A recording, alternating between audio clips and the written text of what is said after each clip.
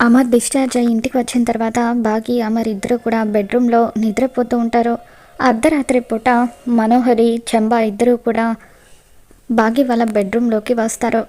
మనోహరి నెమ్మదిగా అమర్ని చంపాలన్న ఉద్దేశంతో వాళ్ళిద్దరినీ కూడా చూస్తూ ఉంటుంది. త్వరగా మనోహరి, ఎంతసేపు లేట్ చేయకు అని చెప్పి చంబా మనోహరితో అంటూ ఉంటే మనోహరి అక్కడే ఉన్న ఒక దిండు తీసుకొని అమర్కి ఊపిరాడకుండా చేసి చంపేయాలని ప్లాన్ చేస్తూ ఉంటుంది. సారీ అమరేంద్ర, నేను బ్రతకాలంటే నువ్వు చావక తప్పదు అని చెప్పి మనోహరి మనసులోనే అనుకుంటూ అలా అమర్ మొహం మీద దిండు పెట్టి చంపాలని ప్రయత్నిస్తూ ఉంటుంది. ఇక సరిగ్గా అప్పుడే బయట గాలులు వీస్తూ ఉంటాయి.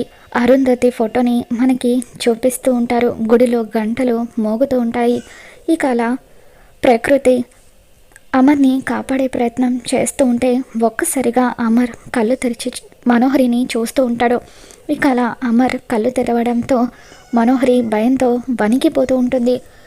మరి మొత్తానికి అమర్ అయితే కళ్ళు తెరిచి చూసి మనోహరి తనని చంపాలని చూస్తుందని తెలుసుకుంటాడు.